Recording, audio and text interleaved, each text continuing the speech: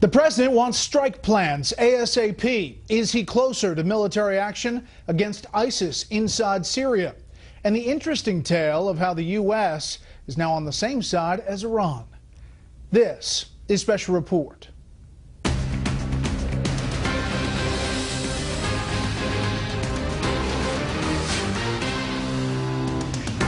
Good evening, I'm Bret Baier. National security meetings, intense deliberations, and a flurry of statements from lawmakers on both sides of the aisle.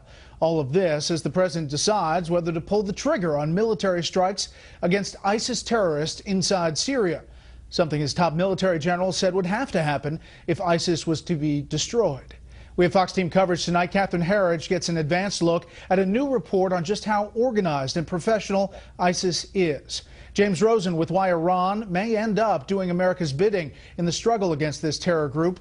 But we begin with Chief White House correspondent Ed Henry and the complications that could influence whether the president takes action. Good evening, Ed. Good evening, Brett. Even more chaos tonight in Syria. Syrian rebels, with help from an al-Qaeda-linked group, have now seized a frontier crossing with Israel along the Golan Heights. Now, this is considered a symbolic move for now, but it obviously long-term has the danger of drawing Israel into this long civil war. Meanwhile, the threat from the ISIS militants in Syria and Iraq continues.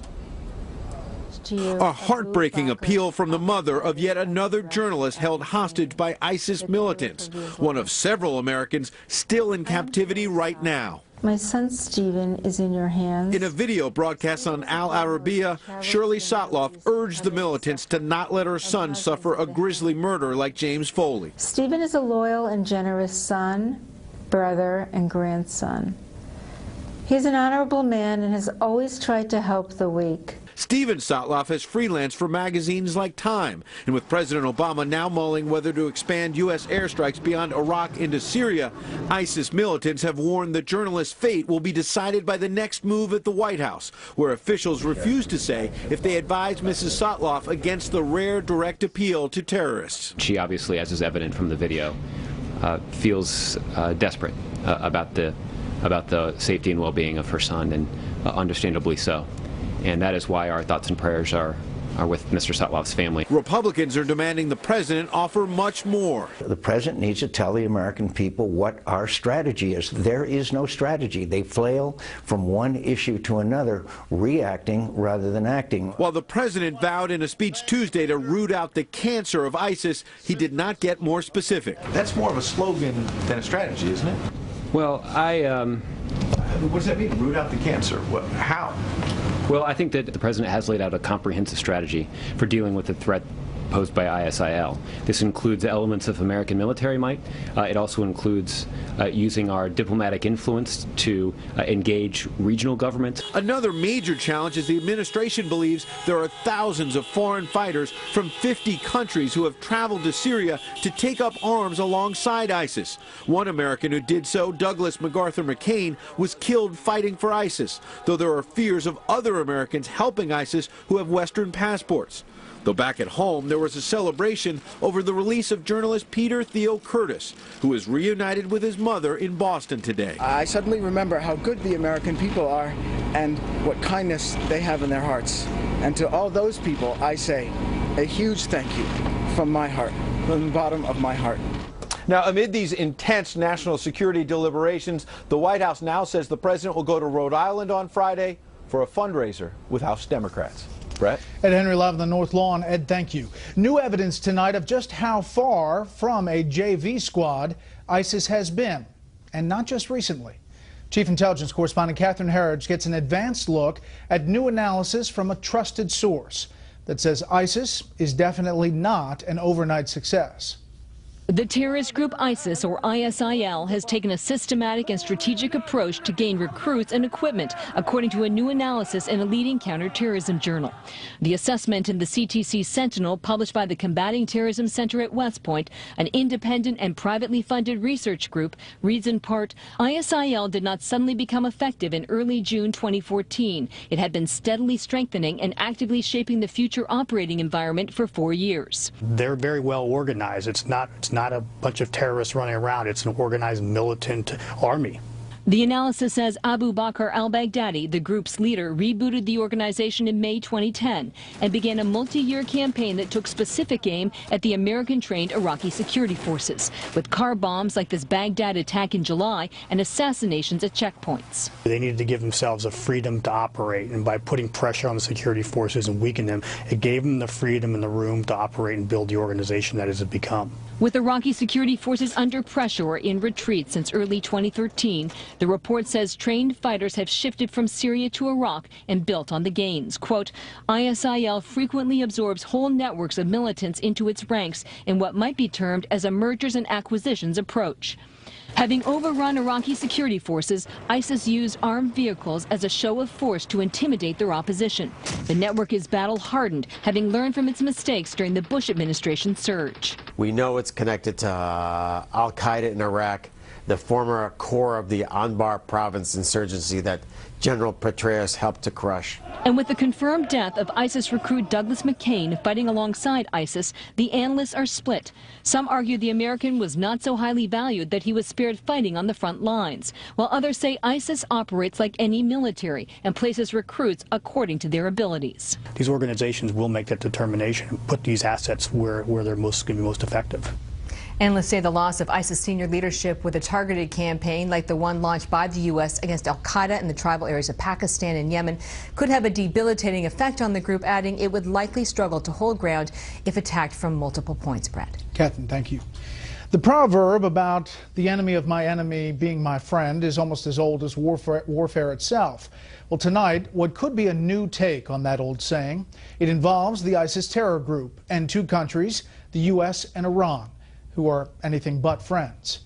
Chief Washington correspondent James Rosen has the story. When Iran's foreign minister visited the semi-autonomous Kurdistan region of Iraq this week, he and the Kurdish regional government's president, Masoud Barzani, announced that Tehran is furnishing the Kurds with weapons and ammunition to combat ISIS, the terrorist army whose seizure of major Iraqi cities has imperiled not just Baghdad, but also the Kurdish capital of Erbil. The danger of Islamic State militants threatens the Kurdish people of Iraq and Iraqi Shiites as much as it threatens Iraqi Sunnis, other religious minorities in Iraq, and all the people in this region. Not long after ISIS captured the Iraqi city of Mosul, the Kurdish Peshmerga forces struck back by seizing the oil hub of Kirkuk. Then ISIS threatened to overrun Erbil, prompting the U.S. military to launch airstrikes against the group. While the Kurds are grateful for Washington's intervention, a Kurdish analyst tells Fox News his people are also happy to accept Iran's assistance, as not much of it is forthcoming from the central Iraqi government. KRG has been starved of funds as well as artillery supply by the very government of Baghdad. So when the KRG asks for help, the dynamics of politics in Kurdistan does not lend itself to too much Iranian domination, unlike what you might see in Baghdad, where Iran is overwhelming the decision-making process. The State Department said it couldn't confirm the joint announcement by Iran and the KRG about weapons supplies, but nonetheless appeared to look askance at it. I think we've expressed concerns in the past about the reports of Iranian flow of arms into Iraq previously. That would apply here as well. Because Iran has brutally repressed its own population of 8 million Kurds, whose yearning for independence matches that of their Iraqi brethren, the regime in Tehran may have another motive at work. By providing weapons to the Kurds, they simultaneously help them to defeat ISIS, something the Iranians want, and gain some greater leverage, greater influence over the Kurds, and perhaps slow or even stop their move toward independence, something else they are looking for. Some have suggested that the shared desire to roll back ISIS in Iraq could improve relations between Washington and Iran, but the Islamic regime's tough line in nuclear negotiations and its continued support of the Assad regime in Syria and Hamas in Gaza all make such a détente unlikely. Brett? James, thank you. A senior U.S. defense official tells Fox News the Pentagon has seen new evidence that Russia has fired artillery from inside Ukraine at Ukrainian military positions. Ukraine says it is taking heavy shelling in the government-held town of Novozovsk from both pro-Russian separatists and Russia itself. This is the first time in the 4-month-long conflict that fighting has reached as far south as the Black Sea. We'll continue to follow that. Up next, President Obama prepares for another end run around Congress, this time over climate change. First, here's what some of our Fox affiliates across the country are covering tonight. Fox 42 in Omaha, Nebraska, with a double shooting by police responding to a robbery. One of those killed, an audio technician for the TV show Cops. Police also fatally shot the suspect, who fired at them with an airsoft pellet gun, which officers said sounded real. Fox 25 in Boston with the search for a Massachusetts Air National Guard pilot whose F-15 crashed in the mountains of West Virginia this morning. Officials say the pilot reported an in-flight emergency right before contact was lost.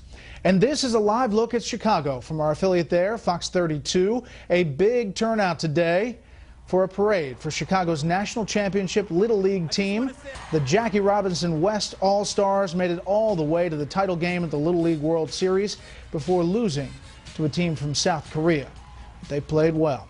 Congratulations. That's tonight's live look outside the Beltway from Special Report. We'll be right back.